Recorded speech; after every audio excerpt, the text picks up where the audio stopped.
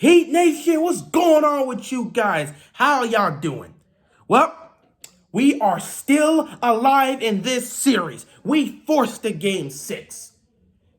Season on the line, we played one of the most competitive playoff games I've seen in quite some time. This is one of the best final games I've seen in like maybe the last 3 to 5 years. I don't know, maybe 3 years. It's in my opinion, it's been the best playoff game the entire, actually, I don't even know if I can say that the entire postseason, because we've had a lot of great ones, but this one was just special. I would definitely say it's one of the best playoff games we've had the entire bubble, but this is easily the best game in the finals we've had so far. This felt like a real final game. This was just competitive. It came down to the wire. You really didn't know who was going to win it. You had Jimmy Butler and LeBron James. They were just throwing haymakers at each other, just countering whatever they did. Jimmy would go get a back. He would go get a bucket. LeBron would take that and go get a bucket. Jimmy would score a contested jumper. LeBron would go back and forth and get the end one. Like, they were just going at it. They were going at it. It was fantastic. Jimmy Butler once again showing just the heart and mentality, putting everything on the line. 35-point triple-double. To match what LeBron was doing, because LeBron was having himself a night. He had a 40-point triple-double. He hit like 6 threes. LeBron James couldn't play any better than the way he played in Game 5. A 40-point triple-double, that good from 3, and just giving everybody the business. Jimmy Butler was there and matching that. Think about it. Jimmy Butler was matching what LeBron was doing at this stage. It was crazy, man.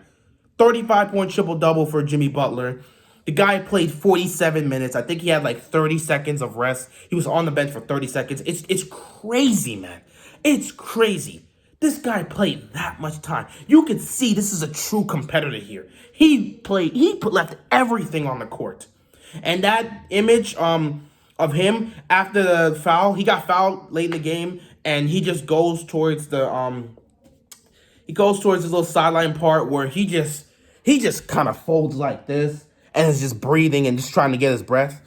That image right there is one of my favorite images as a Miami Heat fan. It becomes one of my all-time favorite, and I believe that's the best image we've seen throughout the entire postseason. And the reason because of that is it's just the pure definition of a competitor. You look at that image, and I'm telling you, all these all-time greats that were in this situation, that were at that stage where they were just exhausted beyond belief, but they had to push through. They had to do it in order to win. They would look at that and say, Jimmy Butler's got that fact. He's got that it factor. He knows what it takes. And you just saw that, man. Kobe would be proud of that image right there. Kobe would be proud of what Jimmy Butler did last night, because that's just leaving it all on the table. If you told Kobe Bryant that the team, it's win or go home, we need somebody to show up, Kobe's playing all 48 minutes if he can. That's what Jimmy Butler basically did last night. He's playing 47 minutes, dropping a 35-point triple-double, and is still out there taking it to LeBron James. He's still matching him defensively.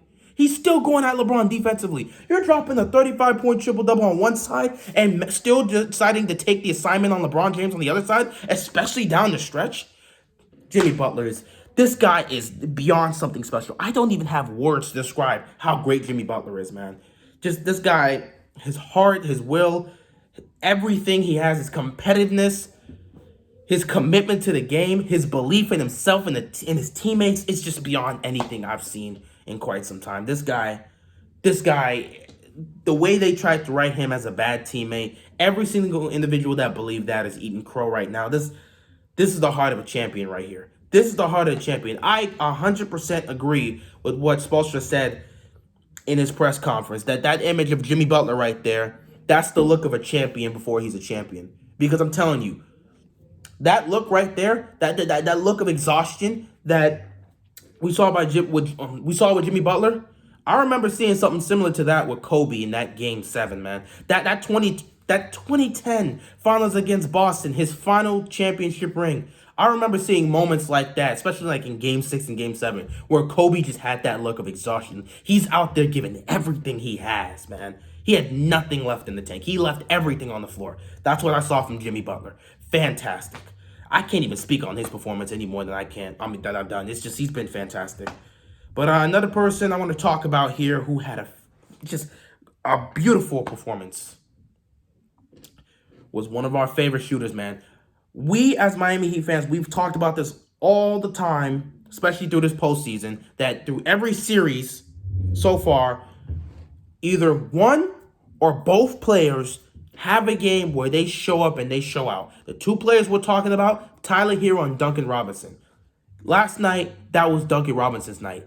26 points and 7 made three-pointers. Man, that's something special. That Duncan Robinson yesterday, that's regular season Duncan Robinson. We know what the crazy stuff he was doing in the regular season. Over there hitting 10 threes, tying that record. You know what Duncan Robinson was doing in the regular season. He was arguably, no, not arguably, he was the best three-point shooter in the game last season because, Clay and stuff weren't there. But he was, no question, best three-point shooter in the game all throughout the regular season. It was fantastic. Just fantastic. And tonight, he finally put it together, and he just went out there and did his thing. Now, if you looked how Duncan Robinson has played throughout the series, you've seen he's gotten better with each game. And that means he's gotten more comfortable, and he's gotten a lot more confident in belief that he can take that shot. And that has to really do with the players and the coaches pushing him to take those shots and to believe in himself. And because of that, he's gained this confidence. And I believe this same Duncan Robinson is the same Duncan Robinson we're going to see in Game 6. I think he's going to bring that same level of energy and mentality. Now, I don't know if he's going to get 7 3-point shots there, and I don't know if he's going to drop 26 points again. But I think he can get 4 or 5. I think he can put up like 18, and it's going to be a very crucial 18. And I feel like Jimmy Butler as well. I don't know if he can put up a 35-point triple-double, but I think he can drop 30. I think he can drop 30 in an elimination game. So credit to Duncan Robinson. I think he's going to bring that same intensity to Game 6. And I think Jimmy's going to still do something. He's going to be doing what Jimmy's just going to do what he does, man. I can't even describe what Jimmy does. He does it all, man. He's over there. He's attacking the basket, going at AD, LeBron, whoever's in front of him, guarding him. He goes at them. He hits these clutch shots. He's also a playmaker, assisting the ball.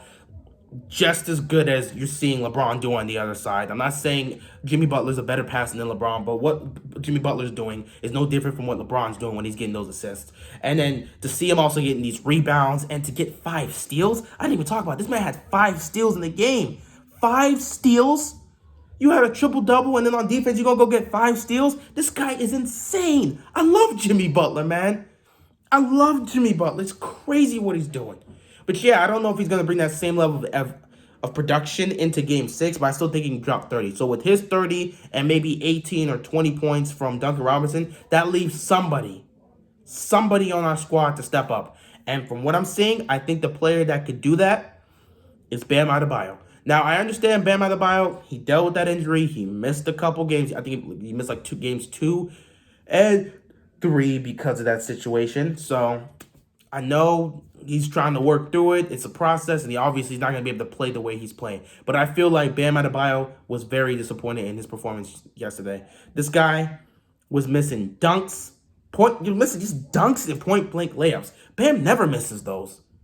So for him to miss that, I know he's furious at himself. And I know he's going to come out in Game 6 and play better. And I feel like Bam playing better on the offensive side, because I already know what he's going to do defensively. He's going to be great defensively. But him playing better on the offensive side is going to help this team out a lot more in terms of getting ourselves into a Game 7. Bam has to be that guy, and I believe he can do it, especially with the possibility of AD being hobbled for Game 6. We don't know that situation, but Bam's got to be that guy. He's got to be that guy that goes out there and gives us 20 and 11. I need 20 and 11 from Bam. I know it may be asking too much, but I feel like Bam himself is going to hold himself to that level of criteria, and he's going to go out there and perform the same way he was performing before, because I guarantee you Bam was not happy with his performance. Missing those point-blank layups was definitely pissing him off. And blowing that dunk, I know it had to infuriate him, so he's going to be ready for Game 6.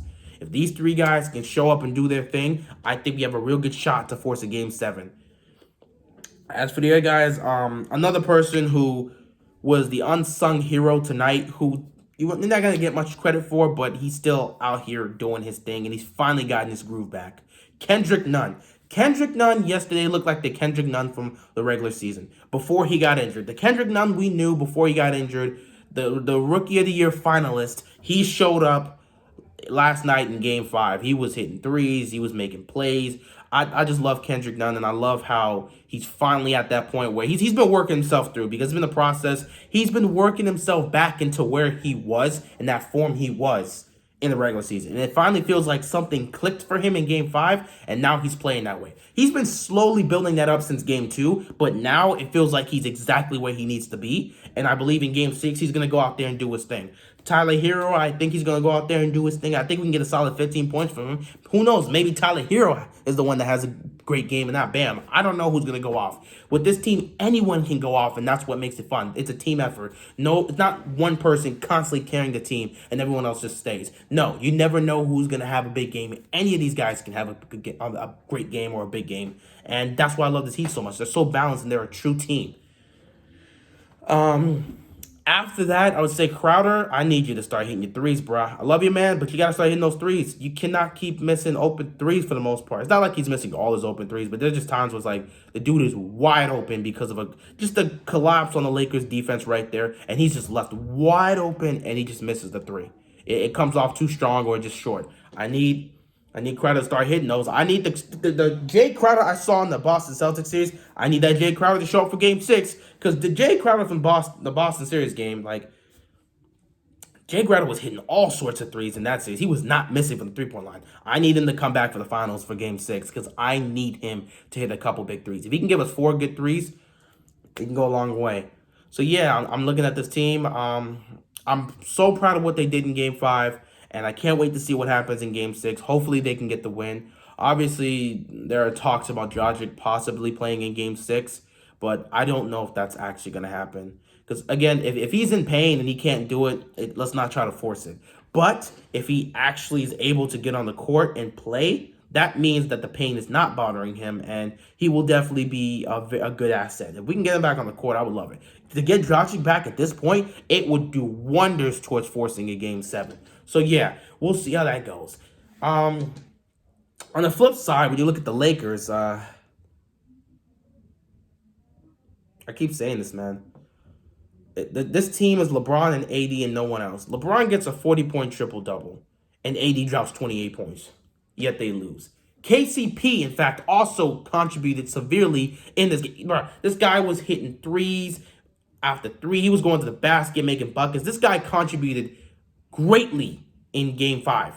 So you got KCP, a third guy that actually came along with LeBron and AD to give them the points they need. You get that, only to have both Rondo and Alex Caruso do absolutely nothing, and to have Danny Green miss a wide open 3 and Markieff Morris throwing the ball out of bounds.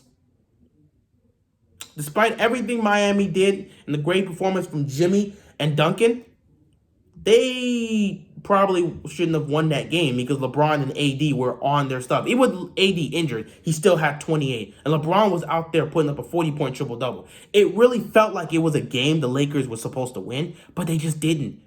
The Heat found a way to survive and to force a game 6, so you got to give credit to them. But yeah, the fact that the game came down to that, it came down to a Danny Green 3 for the championship, and this man bricks it so bad. Whew! If I'm a Lakers fan, I'll be pissed right now.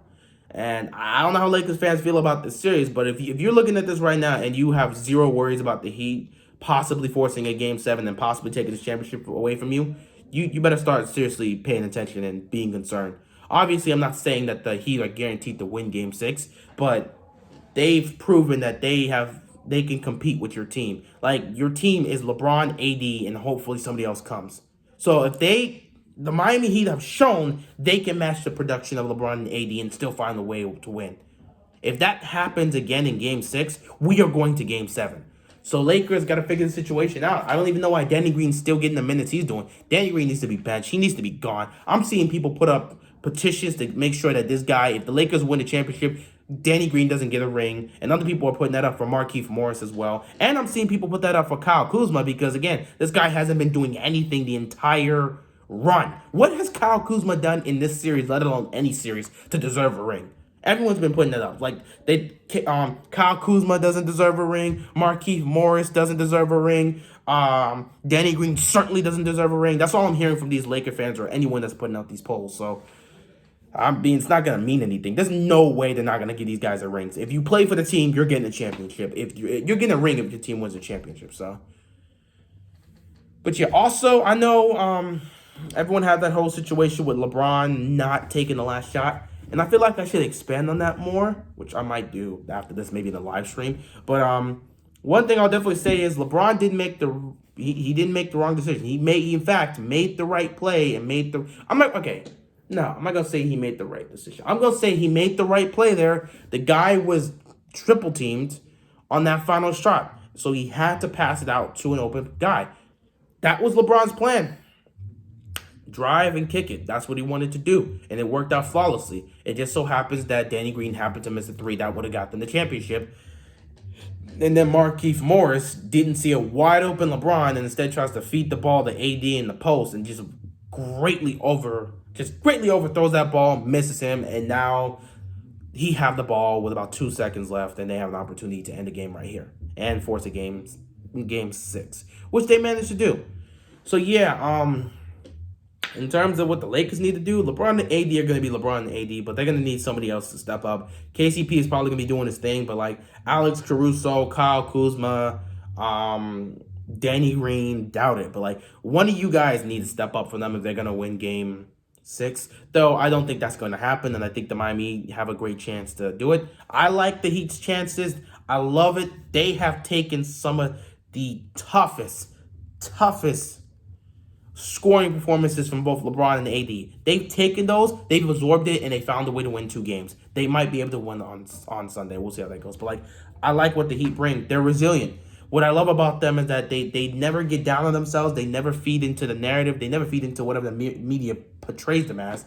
They just go out there and they play team basketball, and they play it with intensity. They're so resilient. They're ready for any situation. They want to compete. They want to win, and I love the team for that.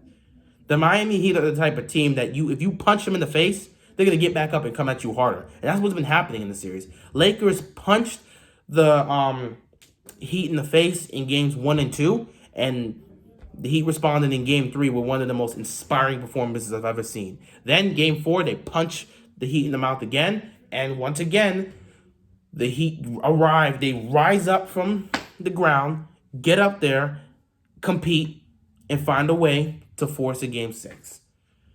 Ah, man, I am so tired. I can barely keep my eyes open. But yeah, fantastic game. I'm glad we're still alive, and I'm looking forward to game 6 because I believe the Heat can win it. And if the Heat win game 6, it's anybody's game for game 7.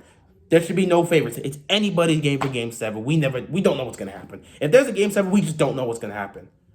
But yeah, that's really all I got, man. I am exhausted. I just came from work. I've been there the whole day, and my eyes are like struggling to stay up. But yeah, that's all I got. I'm so glad the Heat won. And yeah, that's it for me. I'm out of here, man. Peace.